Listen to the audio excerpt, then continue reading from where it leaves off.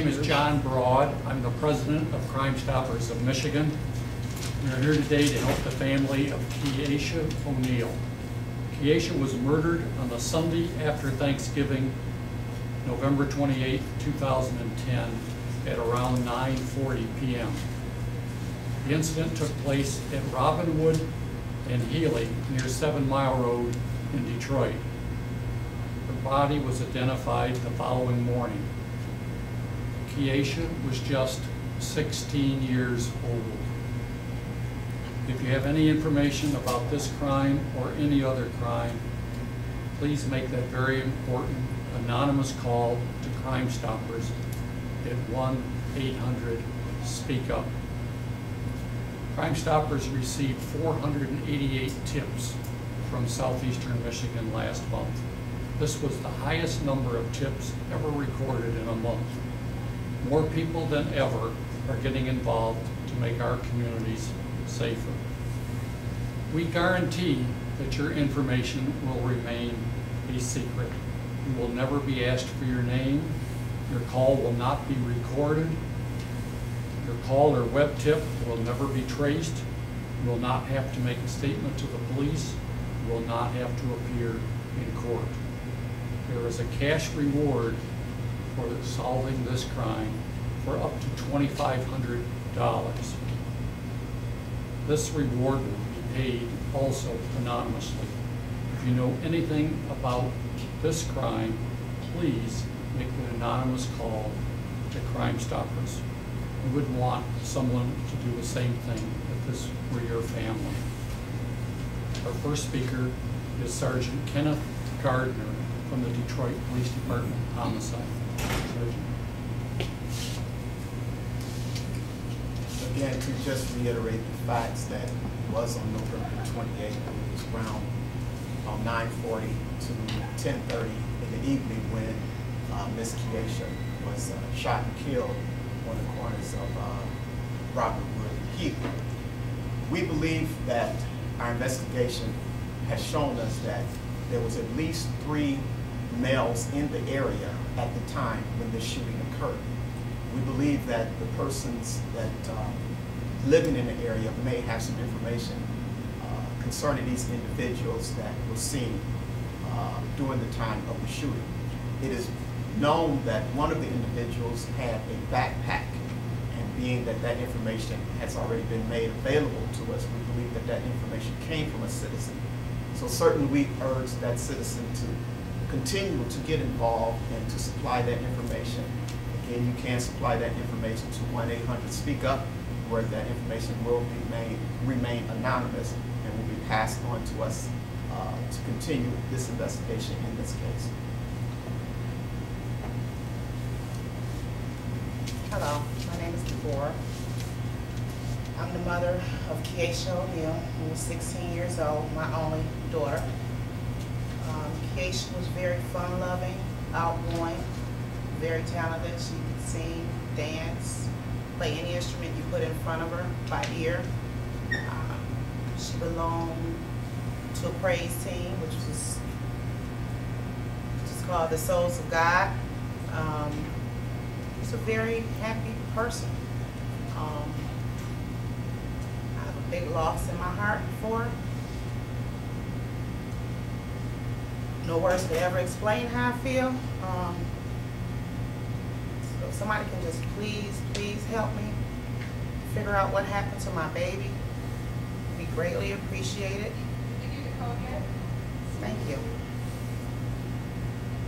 Deborah, I know when we spoke, shortly after it all happened, she had kind of been doing her own thing a little bit, and you had been concerned about her, who she may have been hanging out with. Can you talk a little bit about concerns you may have had, or any clues that this has given you as to anything at all that might help people help you?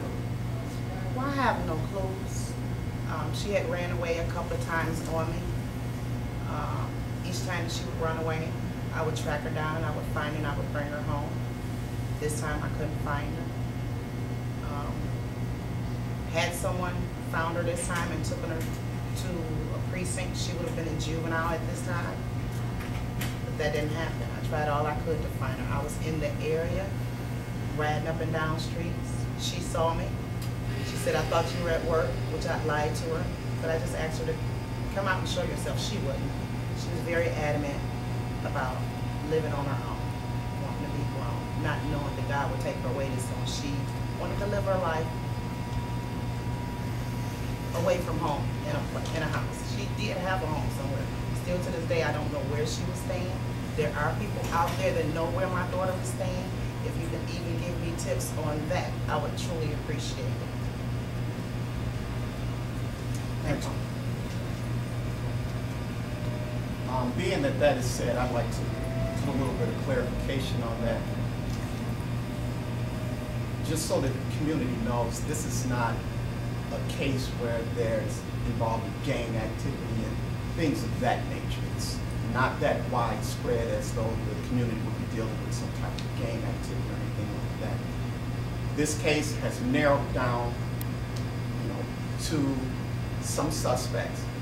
We're asking the community to get involved because we believe that these young men are responsible for this crime. So, just so that it's nothing frightening for the community, thinking that they're dealing with some hardcore children. That is not the case here. These are just some individuals who sought to gain profit. And in doing so, we believe caused the death of Keyasha. So I think that that needs to be clarified. Sergeant, are you saying that she was targeted, that this was not random? And when you say they profited, what does that mean?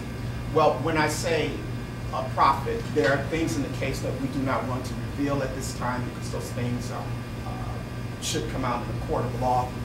But we have been able to investigate that this case seems to circle around her friends and not it's out there in the public as, like she was involved in gang activity or anything like that. So she was targeted for a specific reason that you don't want to reveal?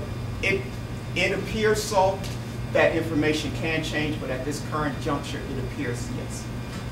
So it was like if someone was trying to prostitute her out, or something along those lines? Or? No. There was no prostitution or anything like that at all. No. I guess I'm just trying to.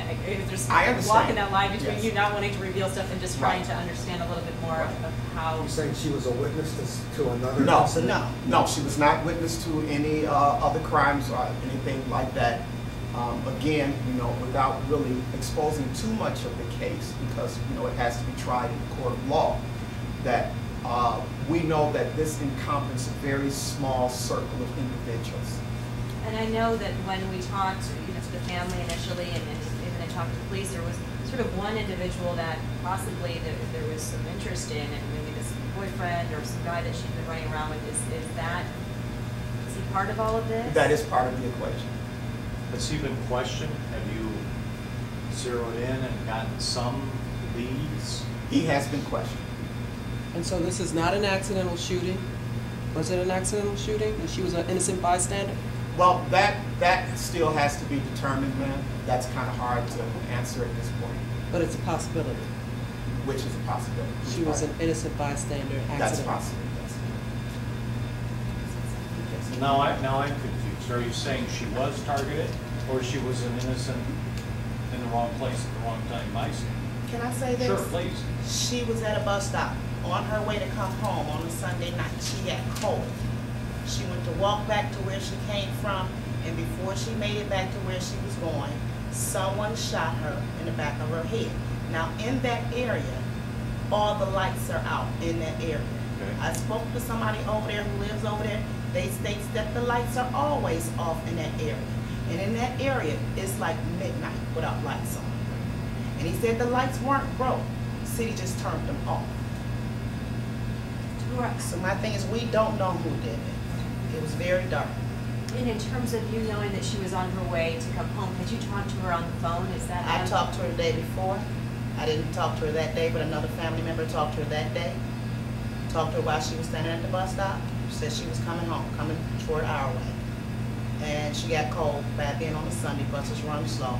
She went to go back to the house that she had came from and never made it there. That's all we know so far. Next question? I'm good. Is there anything else that you all like to add that, I mean, I can't even imagine emotionally what you're going through and how much it's so important to you that somebody speak up. And I need that, I need closure badly. I need to know who did this to my baby. Very badly. I really don't know what else to say. Just please, please help me. That's all I can ask for. And pray for my family.